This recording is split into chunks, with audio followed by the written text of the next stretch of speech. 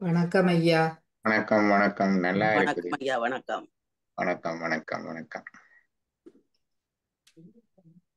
பச்சை புரவியிலி எங்கள் குருநாதன் பாங்காக ஏறென்றால் எங்கள் குருநாதன். ஒரு பாட்டுக்கு உம் பச்சை புரவி என்றது அம்பாள் அனோன்மணி.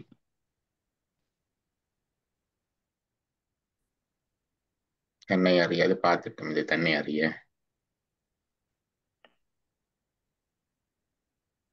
இன்பம் பார்த்துட்டும்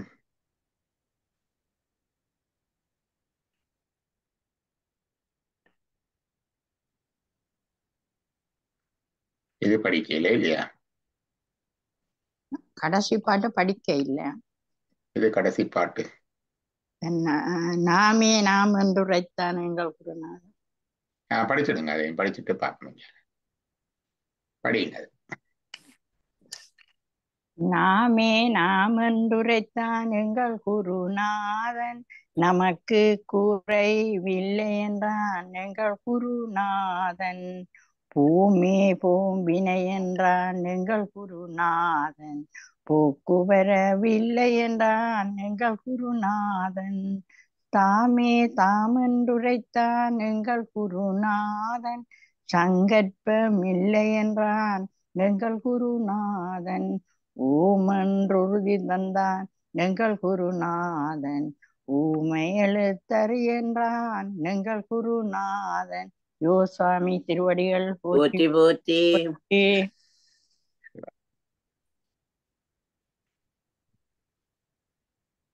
ஊமை எழுத்து, பேசும் எழுத்து, பேசா எழுத்து எல்லாம் இருக்குது. ஊமை எழுத்து என்ன?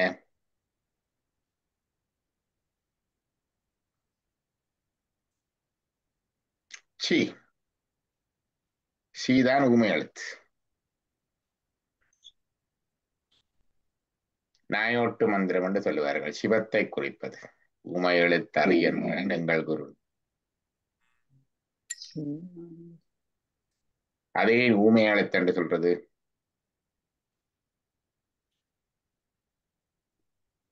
வாய் பேச முடியாத ஊமைகளும் சொல்லக்கூடியது. இந்த பாட்டை பார்ப்போம். இன்ப துன்பம் இவையே மாயை. ஒரு ஆள் படிக்கிறீங்களோ? நாங்க ஒரு ஆள் படிச்சுட்டு அப்புறம் நாங்க சரி. இன்ப துன்பம் இவையே மாயை, அன்பு சேர் ஆன்மா அறிவே வடிவம், ஆதலால் நின்னை அவையோ தீண்டா, காணல் நீரானாலன் கரைவது முண்டுகொள், ஞான சற்குரு நத்திருப்பாதம், ஆன மட்டும் அகங்குளைத்துருகி, போன காரியம் புந்தியில் நினையா, திடைவிடாது நின்றேத்தி போற்றி, மடையினீர் பெருகி வழிவது போல, இடையறாதினிய ஏகாந்தனாகி, சங்கற்ப விகற்பம் தவிர்ந்திடு சமாதியில், பொங்கிடும் அமிழ்த போனகமருந்தி, இருந்தாங்கினிதே இருந்து திருந்திய விதேக முத்தி சேர் குவமே. அருமையான பாட்டு. இதுல கீழே இருக்கிற கருத்துக்கள் எல்லாம் ரொம்ப உள்ள மாதிரி வடிவா இல்லை. இது இன்ப துன்பம் இவையே மாயை. இந்த மாயை என்றது என்ன? இதுல மாயை என்றது இலூஷன், உண்மை அல்ல என்ற கருத்துல வருது. மாயைக்கு ரெண்டு கருத்து இருக்கு. ஒன்று சைவ சித்தாந்தத்தில் இருக்க மாயை எல்லாத்துக்கும் மூலப்பொருளா இருக்கிறது. சுத்தமாய பிரகிருதி மாயை. அது எல்லாவற்றுக்கும் மூலப்பொருள். உலகத்துக்கு, உடலுக்கு, உடல் கருவிகளுக்கு, எங்களுடைய அனுபவ பொருட்களுக்கு எல்லாம் அதான் தனிகரண கோணகோமங்களுக்கு மூலமாயிருக்கிறது. இறைவனுக்கு சடசக்தியாயிருப்பது, பிரிந்திருக்கிற சக்தி. அந்த அந்த மாயை வேறு. இங்கே இருக்கிறது மாயை என்பது டெலூஷன். Illusion and delusion. மாயப்புறப்பருக்கம் அண்ணனடி போற்றி என்ற நாங்கள் இன்ப துன்பம் என்று ஓடி திரிகிறேன். ஐயையோ இது எங்களுக்கு கஷ்டமா இருக்கண்டு துன்பப்படுகிறோம், ஐயையோ இது எங்களுக்கு நல்லா இருக்கண்டு இன்பமா இருக்கண்டு ஓடி அதை அடைய முயல்கின்றோம். அது மாயை, அது உண்மை அல்ல.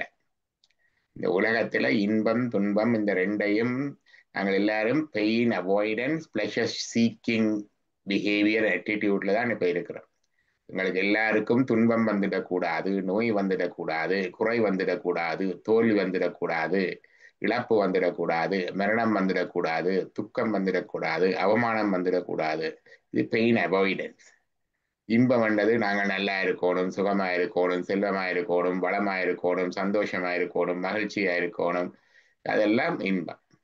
அதை நாடி இதை தவிர்க்கிற இதுலதான் எங்களுடைய வாழ்க்கை போராட்டம் நடந்து கொண்டு இருக்குது எவ்ரிடே. ஆனால் இது மாயை. ஏன் மாயை? இன்பம் துன்பம் ரெண்டுமே அனுபவங்கள் தான். எக்ஸ்பீரியன்சஸ். ஸோ இன்பத்தை அனுபவிக்கிற மாதிரி துன்பத்தை அனுபவிக்கிறது. எங்களுடைய சாப்பாட்டுல எங்களுடைய தமிழுடைய சாப்பாட்டுல தான் அறுசுவை இருக்குது. நாங்க கைப்பு சுவையும் நாங்க வச்சிருக்கிறோம். நாங்க பாவக்காய் காரமும் வச்சிருக்கிறோம். நாங்க எங்க சுவையில காரம் என்று சொல்லி நல்லதென்று இருக்கா? இல்லை. ஆனா அதுக்கு விருந்தாத்தான் சுவையா இருக்கும் வாழ்க்கை. அது உண்டு. அனுபவத்தை முழுமையாக்குவதற்கு இன்பம் துன்பம் ரெண்டும் தேவை. அது உண்டு. ரெண்டாவது இன்ப துன்பம் ரெண்டுமே எங்கட மனத்துலதான் இருக்குது. எங்கட மனத்தின் எழுச்சியும் தாழ்ச்சியும் தான். மனம் எழுச்சி பெற்றால் இன்பம், மனத்தாழ்ச்சி பெற்றால் துன்பம். பிரெயின்ல இருக்கிற சில கெமிக்கல், செரட்டோனின், டோபமைன், அங்க ஒரு சின்ன சப்டல் அட்ஜஸ்ட்மெண்ட் செய்ய இன்ப துன்பம் ஓடி ஏறி இறங்குது. அவ்வளவுதான். அதனால அது பொருட்படுத்த தேவையில்லை. ரெண்டாவது, நாங்கள் இன்ப துன்பமாக நிற்கிற காரியங்கள் எல்லாம் நாங்கள் எல்லாம் வெங்கட காரியம், நாங்கள் இப்படி செய்தா அப்படி செய்தான்னு எல்லாம் இறைவனுடைய காரியம் நினைச்சா பிறகு என்ன? இப்ப இன்ப துன்பம் என்பது இந்த 3-4 விதமாக பார்த்து இதுக்கு பின்னால இவ்வளவு இம்பார்ட்டன்ஸ் கொடுக்க தேவையில்லை. இன்ப இன்பம் அனுபவங்கள் உண்மைதான். ஆனா அதுக்கு இவ்வளவு முக்கியத்துவம், இவ்வளவு பிரதான இடம் கொடுத்து அதுக்காக எங்களோட வாழ்க்கையெல்லாம் வளைந்து நிமிந்து நெளிந்து எல்லாம் அட்ஜஸ்ட் பண்ணி போக தேவையில்லை. இன்ப துன்பம் இவையே மாயை. அன்பு சேர் ஆன்மா அறிவே வடிவம். ஆன்மா அறிவு சொரூபமான, ஆன்மா அறிவு பொருள், சித்து பொருள். ஆன்மாவுக்கு அன்பு சேர் ஆன்மா. அன்பு சேர் ஆன்மாண்டா என்ன? இங்க அன்புன்றது என்னத்தை குறிக்குது? ஆன்மாவில இயல்பாகவே அன்பு இருக்குதோ? இல்ல. இறைவனுக்குத்தான் இயல்பாக அன்பு இருக்குது. ஆன்மாக்கு இயல்பாகவே அனுபவிக்கிற தன்மையும் அறியும் தன்மையும் தானே இருக்குது. ஆன்மா சித்து பொருள், அறிவு பொருள். It's a conscious intelligent being like God. ஆனா ஆன்மாக்கு சிற்றறிவு இருக்கு, இச்சா ஞான கிரியா சக்திகள் இருக்குது. ஆன்மாண்ட இயல்பு அன்பு இல்லை. ஆன்மாண்ட இயல்பிலே ஆனந்தமும் இல்லை. விளங்குதா சொல்றது? அதெல்லாம் இறைவனோட சம்பந்தப்பட்டது அன்பண்டது. அதுதான் அன்பும் சிவமும் இரண்டென்பர் அறிவிலார். அன்பே சிவமாவது யாரும் அறிகிலார். அன்பே சிவமாவதாரும் அறிந்தவின் அன்பே சிவமாய் அமர்ந்திருந்தாரே. திருமந்திரம் சொல்லுதல்ல இல்லையா ஓமா? அன்பே ஆன்மா என்று சொல்லலையே, அன்பே நீ என்று சொல்லலையே, அன்பே சிவம் என்று தானே சொல்றது. இறைவன் பூரண அன்பு, அளவற்ற அன்பு. அதைத்தான் அருள் என்று சொல்றது. அளவற்ற ஆனந்தம், இதெல்லாம் இறைவன் இயல்பு. இறைவனுக்கு அளவற்ற அறிவு. ஆனா எங்களுக்கு கொஞ்சம் சிற்றறிவு, அறிகிற தன்மை இருக்கு, அனுபவிக்கிற தன்மையும் எங்களுக்கு இருக்குது. அப்ப அன்பு ஆன்மாவுக்கு இயல்பாக இல்லை, ஆனந்தம் ஆன்மாவுக்கு இயல்பாக. அன்பு சேர் ஆன்மா. அன்பு சேர் ஆன்மான்றது இங்க அன்புன்றது சிவத்தை குறிக்குது. அன்பு இந்த சமம் போடுறதல்ல, ஈக்குவல் சிவம். நான் சிறுவலை லெட்டர் எழுதுறேன். அன்புடன் கையெழுத்து வச்சு அன்புடன் லம்போதரன் என்று போட்டா கீழே பிரக்கெட்டை கூட அன்பு சமன் சிவம் என்று போட்டு போடுறது. புரியுதா? அது அன்பு சேர் ஆன்மாண்டா சிவத்தை சேருகின்ற ஆன்மா. சிவத்தை சேருகின்ற ஆன்மாதான் அன்பு சேர் ஆன்மா. அது அறிவே வடிவம். அது இன்டெலிஜென்ட் பெர்சனிஃபை, ஞானமாக இருக்கும்.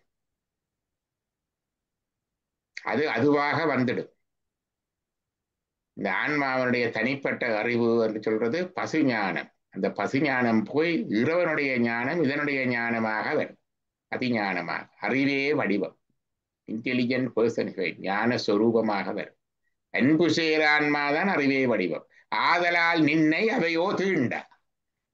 நீ இறைவனை சேர்ந்த இருந்தால் இறைவனை சேர்ந்திருந்தால், நீ அந்த சுத்த அறிவு ஞானமயமாக இருந்தால் அவை நின்னை தீண்டா. என்ன தீண்டாது? என்ன தீண்டாது? இன்பமும் துன்பம்.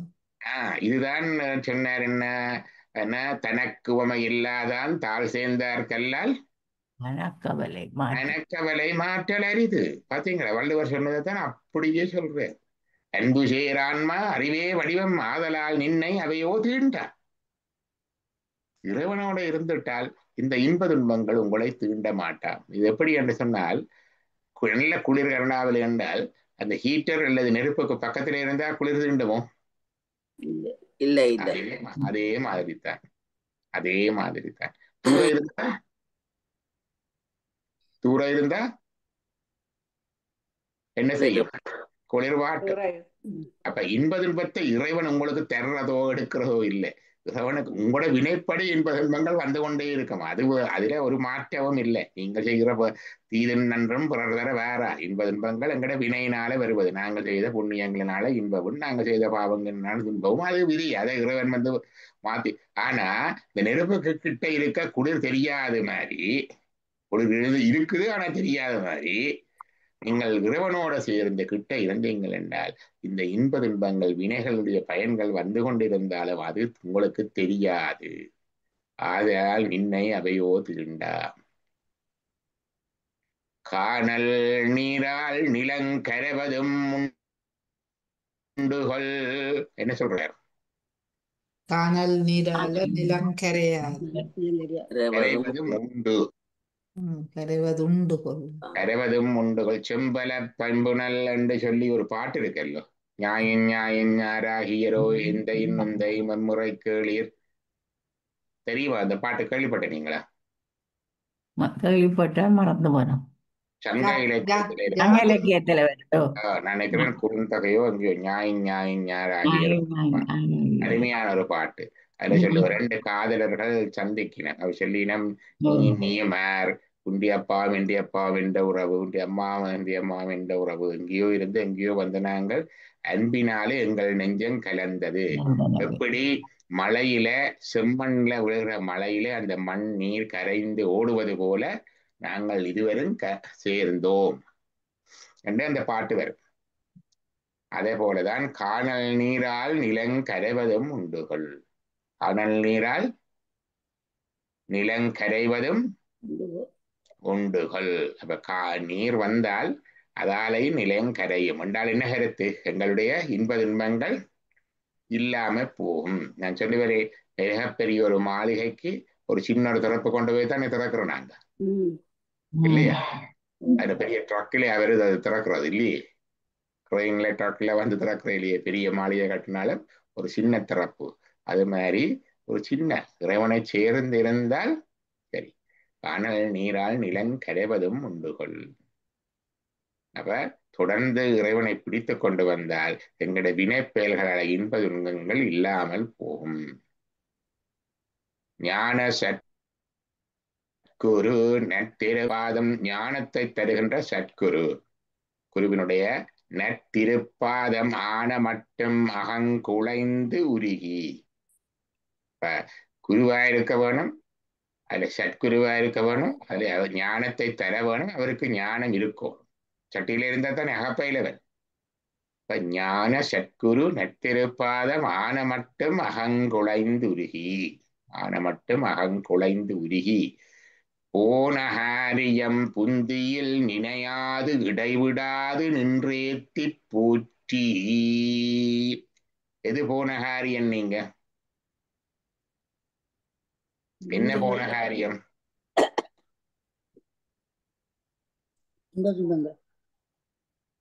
புந்தி என்றது புத்தியில.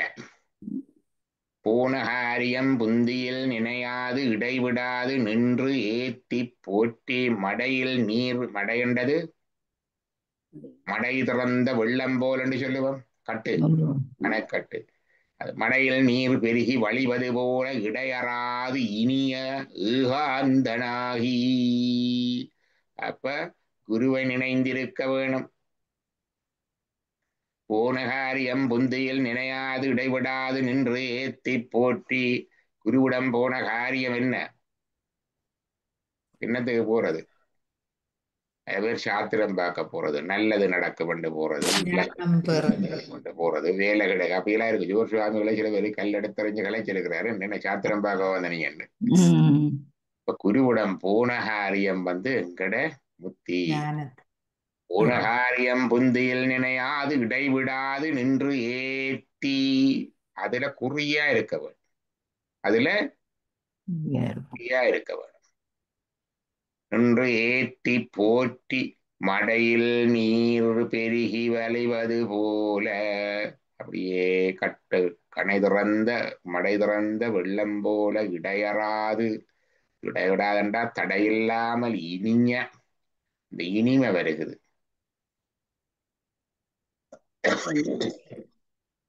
இனிமை என்றது இங்க அனுபவம், சிவ அனுபவம், சிவ அனுபூதி. இனிய ஏகாந்தனாகி தனித்து சங்கற்ப விகற்பம் தவிர்ந்திடு சமாதியில்.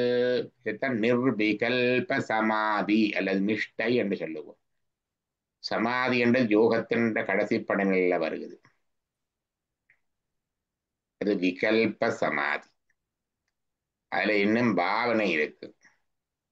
ஆனா சங்கல்பம் விகல்பம், இது இப்படி இது இப்படி என்று யோசிக்கிறது, இது இல்லை அது இல்லை என்று சொல்றது, அது ரெண்டுமே இல்லாத சமாதி நிஷ்டையில பொங்கிடு அமிழ்த பூனகம் அறிந்தி. அமுதம் பெருகி, அதான் மரணமில்லா பெருவாழ்வு.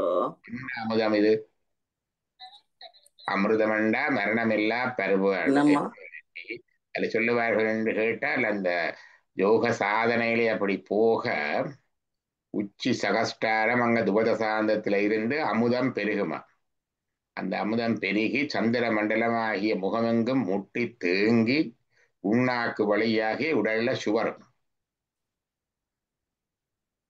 அந்த அமுதத்தை பருகி, இது அந்த அனுபவத்தை சொல்றார், சமாதி அனுபவத்தை சொல்றார். சங்கல்ப விகல்பன் தவிந்திடு சமாதியில் பொங்கிடும் அமிழ்த பூனகம் அறிந்தி. பூனகம் என்ற இருந்து ஆங்கு இனிதே இருந்து இருந்தாங்கு இனிதே இருந்து இனிதே இருந்தாங்கன்ற இருந்தபடி இருந்து. நீங்க உடனே விட்டுட்டு ஓட தேவையில்லை. கல்யாணம் நடத்தி கொண்டு வந்தா கடையை விட்டுட்டு ஓடுறது, வீட்டை நடத்தி கொண்டு வந்தா வீட்டை விட்டுட்டு ஓடுறது, மனைவியை விட்டுட்டு ஓடுறது, ஆக்களை விட்டுட்டு போறது, காட்டுக்கு போறது, அதெல்லாம் இல்லை. என்னென்ன செய்து கொண்டிருக்கிறீர்களோ, என்னென்ன நிலையில இருந்தீங்களோ அப்படியே இருந்து ஆங்கு இருந்து. சமாதி என்றது எங்கேயோ உலகத்தை விட்டுட்டு போய் எடுக்கிற விஷயமா இல்லை. உலக வாழ்க்கையில் இருந்து கொண்டு இருந்து ஆங்கு இனிதே இருந்து திரிந்திய விதேக முத்தி சேர்க்குவமே. அது என்ன விதேக முத்தி?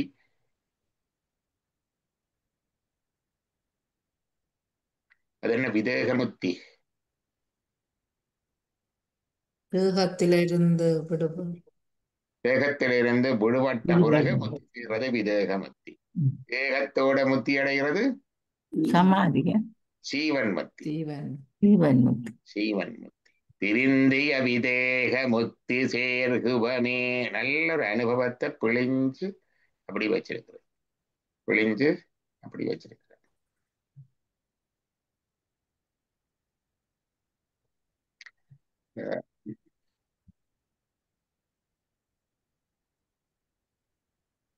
நியாயம் பாட்டு இருக்கு, அடுத்து பார்க்கலாம்.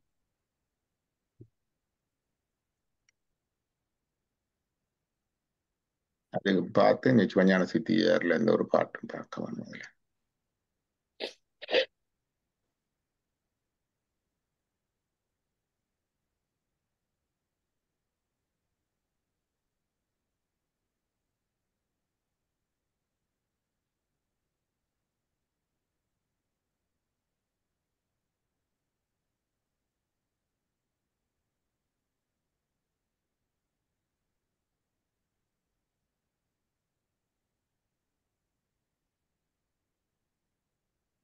குறுந்தொகையில இருக்கிற பாடல் தான் காட்டுறேன்.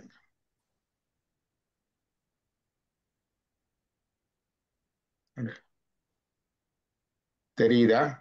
ஓ. குறுந்தொகையில இருக்கிற பாடல்.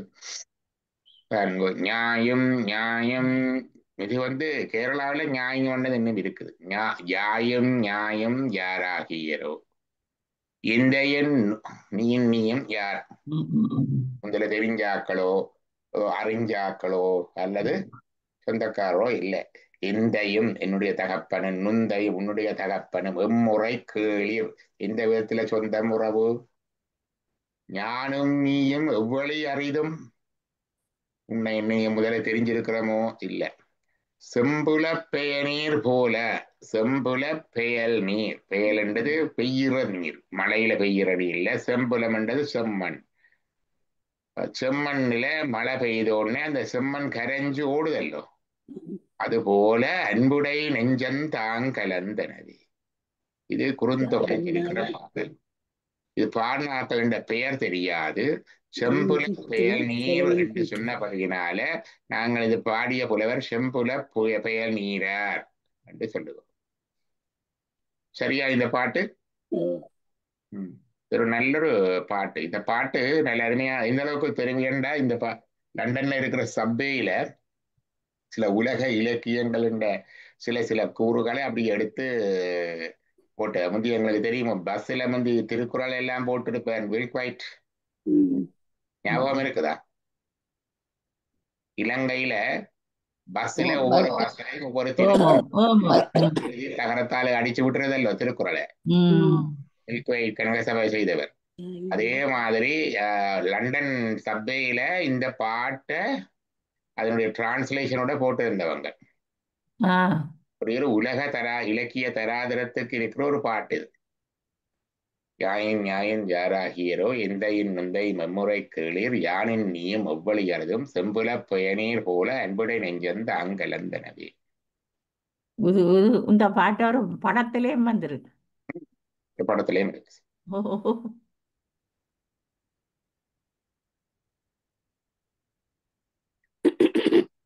அதே மாதிரி சிவஞான சித்தியார்லயும் ஒரு பாட்டு ஒன்று இருக்குது.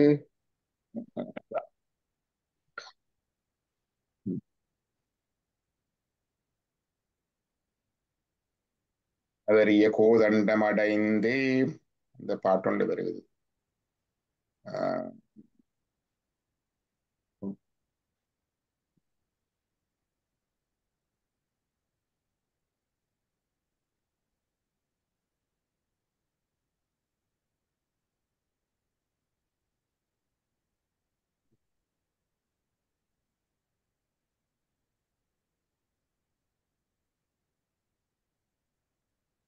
அது அஞ்செழுத்தால் அது போட்டிருக்குது. இன்னொன்று இருக்குது, இந்த முட்டை தேக்கி இந்த அமுதம் தேக்கிற இதொண்டு இதுலயும் இருக்குது. சிவஞான சித்தியார்ல இருக்குது.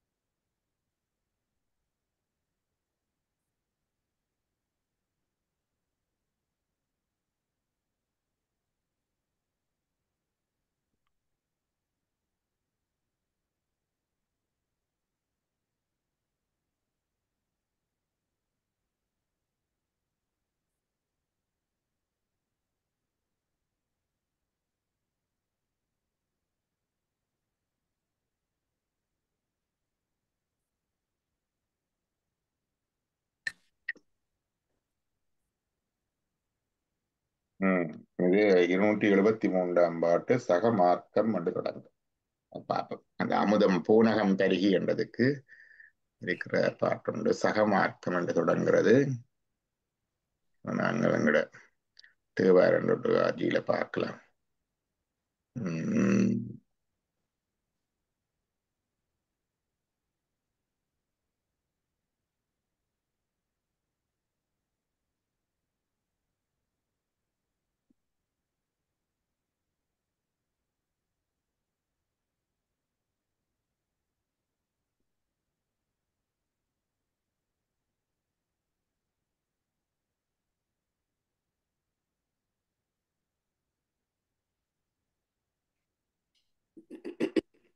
சக மார்க்கம் என்று தொடங்குற பாடல் 273 காட்டுது. உங்களுடைய சிவஞான சித்தியார் இருந்தால் பார்க்கலாம். இதுல பார்ப்போம் நாங்க.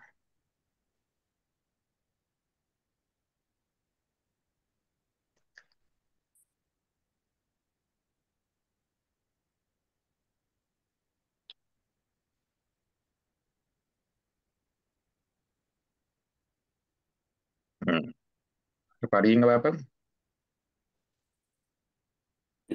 மார்க்கம் புலனொடுக்கும் தடுத்து வழி இரண்டும் சலிப்பற்று முச்சதுர முதலாதாரங்கள் அகமார்க்கம் அறிந்தவற்றின் அரும்பொருள்கள் உணர்ந்து கணைந்து போய் மேலேறி அவர் மதிமண்டலத்தின் முகமார்க்க அமுதுடலம் முட்டத்தேக்கி முழுச்சோதி நினைந்திருத்தல் முதலாக வினைகள் உகமார்க்க அட்டாங்க யோக முற்றும் உளந்தவர் சிவன் தன் உருவத்தை பெறுவர்.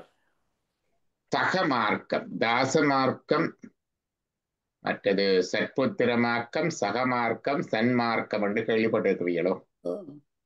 தாசமார்க்கம் என்றது சரியை தாசன் அடிமை போல தாசன் அன்பன் அடிமை போல தொண்டு செய்கிறது தாசமார்க்கம். சற்புத்திர மார்க்கம் கிரியை, புத்திரன் போல. சக என்றால் தோழர், தோழவமா. சகமார்க்கம் என்றது யோகம், தன்மார்க்கம் என்றது ஞானம். இந்த யோகத்தை பற்றி சிவஞான சித்தியார் சொல்லுது, சிவயோகத்தை பற்றி. சகமார்க்கம் என்று சொல்லப்படுகிற யோகமானது புலனொடுக்கி, controlling the senses, sealing of desires, புலனொடுக்கி தடுத்து வழி இரண்டும் சலிப்பட்டு, வழி இரண்டும் என்றா மூச்சுக்காற்று, இடைகளை பிங்களை, சலிப்பட்டு என்றா தடுமாற்றம் இல்லாமல் நேராக இடகளை பிங்களை நாடியூடாக மூச்சு எடுத்துவிட நடுநாடி சுழுமுன திறக்கும். சுழுமுன இல்லையா? வலது மூச்சாலை எடுத்து அப்படி நிரப்பி பிறகு இடது மூச்சாலை விட்டு கொண்டு வர அந்த மூச்சு கனல் அப்படியே நாடி போய் மூலாதாரத்துல இருந்து நடுநாடியாக போன்ற சுழுமுன நாடியை அப்படியே கொல்லர் அந்த இரும்புக்கு அந்த காத்தடிச்சடிச்சு அந்த கிணலை எழுப்புற மாதிரி அங்க எழுப்ப, அந்த கிணல் எழும்ப அங்க இருக்கிற மூலாதாரத்துல சுருண்டு இருக்கிற குண்டலினி சக்தி, ஸ்லீப்பிங் சர்பெண்ட், குண்டலினி சக்தி, அது அப்படியே மேல அருட்டப்பட்டு எழுந்து சுழுமுன நாடி நடுவு கூடாக ஊசிக்குள்ளால நூல் கோக்குற மாதிரி மெல்லிய துளை அதன் கூடாக மேலுல தொடங்கும், மேலுல தொடங்கும்.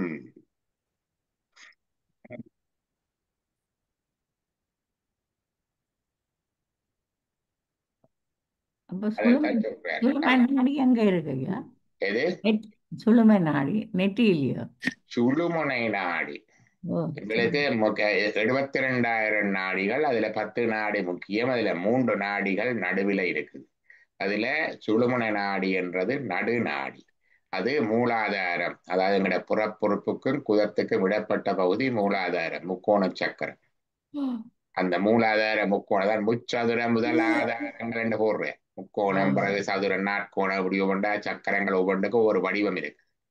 அப்ப முக்கோண சக்கரத்துல அவர் அந்த அப்ப அதுல முக்கோண சக்கரத்துல அதுக்கு அதிதெய்வம் பிள்ளையார். அங்க நான்கிதழ் தாமரை இருக்குது. நாளிதழ் தாமரை, முக்கோண சக்கரம், நாளிதழ் தாமரை, நாளிதழில் 4 அக்ஷரங்கள் உண்டு. அதுக்கு அதிதெய்வம் பிள்ளையார், அதற்கு மந்திரம் ஓம். அங்கே குண்டலினி சக்தி இருக்குது. குண்டலினி சக்தி என்பது அது ஒரு சிவசக்தியினுடைய ஒரு வடிவம். அந்த குண்டலினி சக்தி ஆன்மாவில் அதுல இருக்குது. அப்ப குண்டலினி சக்திக்கு சொன்ன நல்ல எக்ஸ்பிளனேஷன் குண்டலினின்றதுக்கு சொல்லுவார்கள் என்றால், இந்த குண்டலினி சக்திக்கு விளக்கம் சொல்லிடணும். குண்டலினி சக்தி இட்ஸ் a creatrix of பிராண. அது வந்து இந்த உடம்புல இருக்கிற எல்லா இயக்கங்களுக்கும் அடிப்படையா இருக்கிறது இந்த குண்டலினி. அது ஒடுங்கினா எல்லா வைட்டல்ஸ், இரத்த சுற்றோட்டம், நிணநீர் சுற்றோட்டம், நரம்பு சுற்றோட்டம் எல்லாம் நின்றுடும். அது ஒன்று. ரெண்டாவது அக்னி. இதுதான் அக்கினி. எங்களோட உடம்புல அக்கினி இருக்குது. மூலாதாரத்துல இருந்து அக்கினி, காமாக்கினி இருக்குது கீழே, நடுவில் உதராக்கினி இல்ல ஜடராக்கினி சமிபாட்டு, நெஞ்சில வந்து கோபாக்கினி, கோப அக்னி இருக்குது, நெத்தியில வந்தோடனே ஞான அக்னி இருக்குது. ஞானம் அக்னி. இந்த அக்னிகளுக்கெல்லாம் அடிப்படையா இருக்கிறது வந்து இந்த குண்டலினி. மூன்றாவது வந்து பிந்து. பிந்து என்று சொன்னால் வந்து இது வந்து ஒரு டாட். நாங்க பிந்து என்பது டாட், இந்த புள்ளி, நெற்றியில வைக்கிற புள்ளி மாதிரி. பொட்டு வைக்கிறது பிந்து. பிந்து நெற்றியில வைக்கிற புள்ளி மாதிரி. ஸ்ரீ சக்கரத்துக்கு நடுவில் பிந்து என்ன பிந்து. அந்த பிந்துவை தான் சக்தி என்றுன்னு சொல்றது. அப்ப எல்லாவற்றுக்கும் பிந்து என்பது என்னண்டா இப்படித்தான் சொல்றது. A dot is a circumference without என்னன்னு சொல்றது. A dot is a circle without a circumference. விளங்குதா?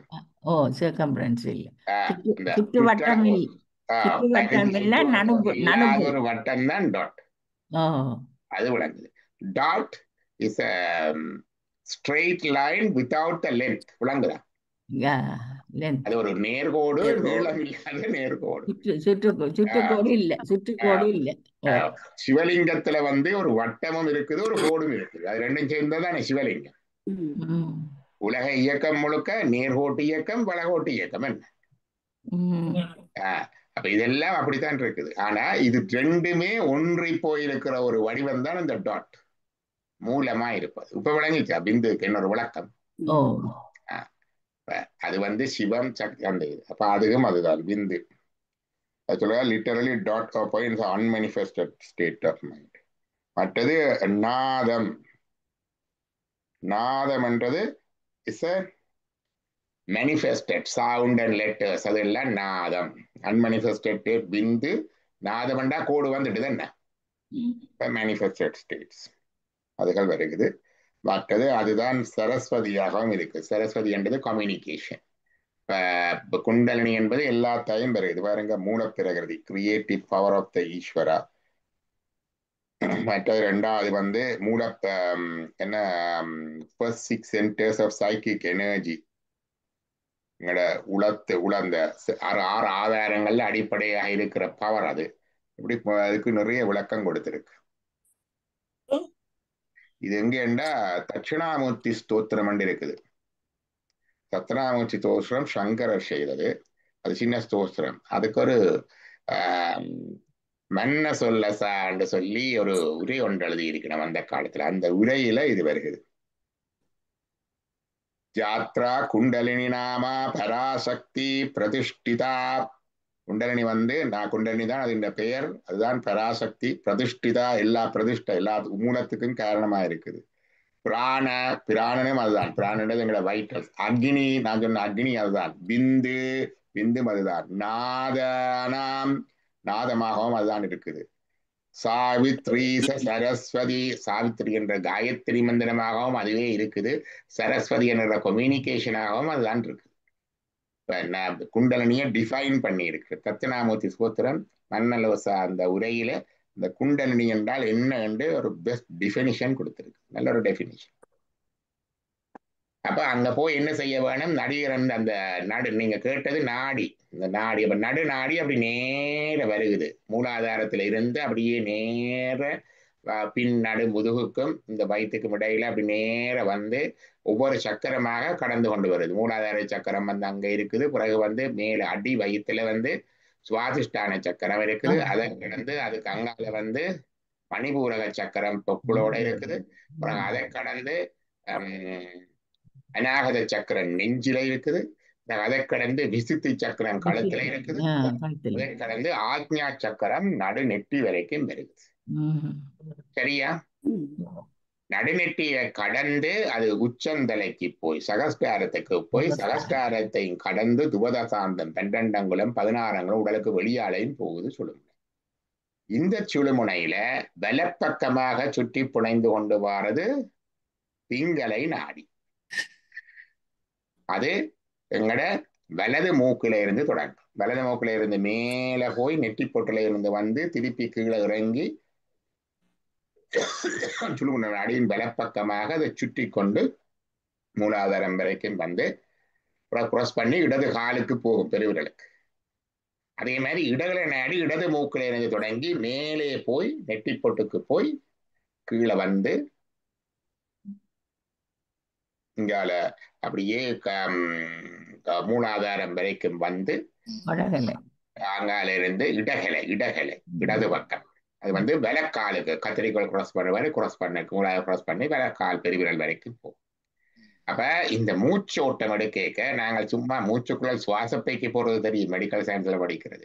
இது நுண்ணிய கண்ணுக்கு தெரியாத energy channels, electric current wire மாதிரி.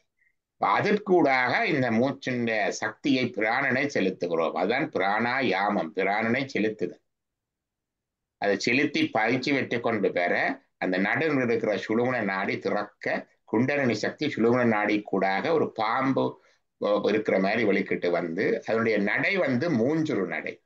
மூஞ்சுரு, இந்த ஷூ என்ற மூஞ்சுரு எலி வந்து இப்படி கொஞ்சம் தூரம் போய் நின்று இப்படி அங்கால திரும்பி இப்படி மூஞ்சி ஆட்டி அப்புறம் நின்று திருப்பி போவதான் பிள்ளையாருக்கு மூஞ்சுருவா. அப்படி ஒவ்வொரு நடையாக போகும். ஏனென்றா சுழுமுனை நாடியில நேரடியாக இல்லை, தடைகள் இருக்கு, இடையில முடிச்சுக்கள் அடைப்புகள் எல்லாம் இருக்கு. அதெல்லாம் இந்த மூச்சு பயிற்சியால எடுக்க வேணும். மந்திர உச்சாடனத்தால அந்த அடைப்புகளையும் எடுக்க வேணும். முடிச்சுக்கள் வந்து முதலாவது முடிச்சு பிரம்ம கிரந்தி, இரண்டாவது முடிச்சு விஷ்ணு கிரந்தி, மூன்றாவது முடிச்சு ருத்ர கிரந்தி களத்தோட வருது. அந்த முடிச்சுக்களை உடைக்கிறதுக்கு அந்தந்த மந்திர உச்சாடனம் தேவை. மற்றது மூச்சு பயிற்சி தேவை, இடையில இருக்கிற அடைப்புகள். அதான் மூச்சு பிராணாயாமத்துக்கு இன்னொரு பெயர் நாடி சுத்தி. என்னன்னு சொல்றது? நாடி சுத்தி. இந்த நாடிகள் இருக்கிற அடைப்புகளை சுத்தி அடைச்சு இந்த மூச்சு எடுத்து அதுல செலுத்த குண்டலினி இதனூடாக மெல்ல மேல போகும். அதான் சொல்ற சகமார்க்கம் புலனொடுக்கி தடுத்து வழி இரண்டும் சலிப்பட்டு முச்சதுர முதல் ஆதாரங்கள் அகமார்க்கம் அறிந்து. உள்ளுக்கு இருக்கிற இது அகம், வெளியில தெரியாது, ஸ்கேன் பண்ணி பார்க்கல, அனட்டமில இந்த சக்கரங்களும் இல்லை, நாடிகளும் இல்லை. அகமார்க்கம் அறிந்து அவற்றின் அரும் பொருள்கள் உணர்ந்து அங்கு அணைந்து போய் அதோட சேர்ந்து போய் மேலேறி அலர்மதி மண்டலத்தின் முகமார்க்கு அமுது சந்திர மண்டலம். இந்த உடம்புல இடுப்புக்கு கீழே சூரிய அக்னி உடம்புக்கு கீழே அக்னி மண்டலம், இடுப்புக்கு கீழே, அதுக்கு மேல சூரிய மண்டலம் கண்டம் வரைக்கும், முகம் முழுக்க அப்படியே சந்திர மண்டலம். முகத்துல உடம்புல 3 மண்டலம். இது சந்திர மண்டலத்தினுடைய இது முழுக்க அந்த அமுதம் மேல குண்டலினி போய் சகஸ்டாரம் கடந்துட்டு தண்டா அங்க அமுதம் பெருகத் தொடங்கினா முகம் முழுக்க அமுதம் முட்டி, அது சொல்லுவார்கள் தொண்டை உள்நாக்கினூடாக சொட்டுமண்டு. அப்ப இது வந்து முகமார்க்கம் அமுது உடலம் முட்டத்து. அது முகம் மட்டுமில்ல, உடம்பு முழுக்க அந்த அமுதம் நிறைந்துட்டு அமுதம் முட்ட தூக்கி முழு சோதி நினைந்திருத்தல். அப்படியே சோதி பரஞ்சோதி. இதுதான் அபிராமி பட்டர் இருந்த நிலை. அதான் அவர் சொன்னார், எழுப்பினோன்னு இன்றைக்கு என்னண்ட பௌர்ணமி என்ற கோடிசோரி பிரகாசம் தினகர கோடி பிரபாகரலிங்கம் வக்ரதுண்ட மகாகாய சூரிய கோடி சமப்பிரப. அந்த பிரகாச அந்த ஒளியில முழு சோதி நினைந்து இருத்தல் முதலாக வினைகள் உக என்றா உக்கி போக. எங்களுடைய வினைகள் இருக்குதான், நல்வினை தீவினைகள் இப்படி இருக்க வினைகள் எல்லாம் உக்கி போக அட்டாங்க யோகம் முற்றும் உளத்தல். அட்டாங்க யோகம் என்றது என்ன? இயமம் என்றது சில பிசிக்கல் டிசிப்ளின்ஸ் வேணும், நியமம் சில மென்டல் டிசிப்ளின்ஸ் வேணும். உணவில் ஒரு அளவு, அதுகள்ல ஒரு அளவு, அதுகள்ல மென்டல் டிசிப்ளின்ஸ் சீனிங் அப் பேசுகிறது. பிறகு பிரத்யாகாரம் என்றது வெளியில தேடுறத உள்ளுக்க தேட வேணும், அகமுகப்படுத்தல். பிறகு தாரணை கன்சன்ட்ரேஷன் ஃபோக்கஸ். பிறகு பிராணாயாமம் மூச்சு பயிற்சி. பிறகு ஆசனம், கொஞ்சம் உடம்பை கொஞ்சம் லேசா வச்சிருக்கிறது, கொஞ்சம் ஆசனங்கள் செய்ய வேணும்.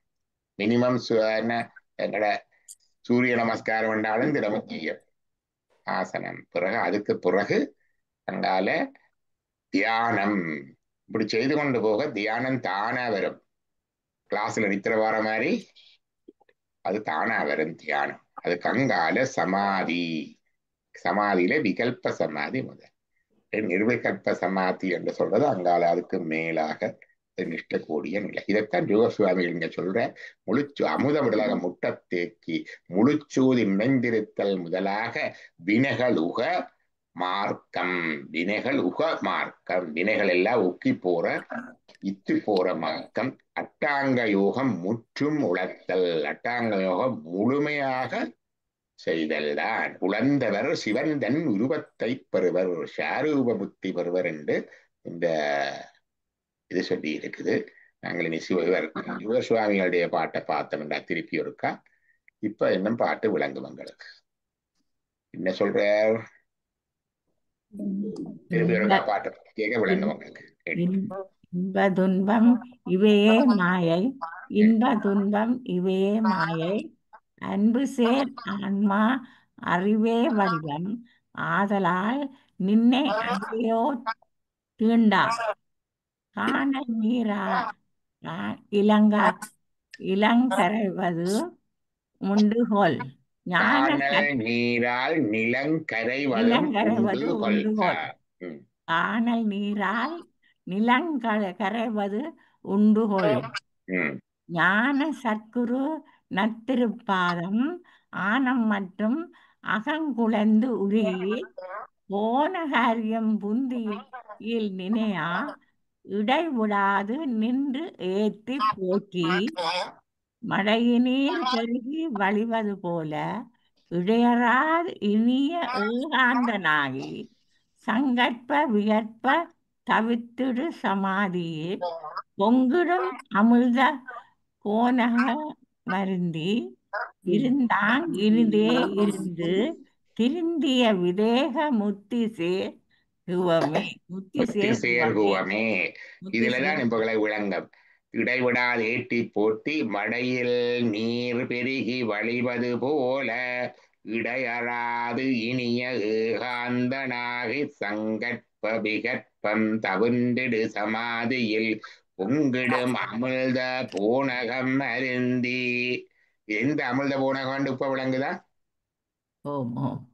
இதைத்தான் நாங்க சிவயோகர் சுவாமிகள் என்று சொல்றது. இவற்ற இயற்பெயர் என்ன? சதாசிவம் என்ன?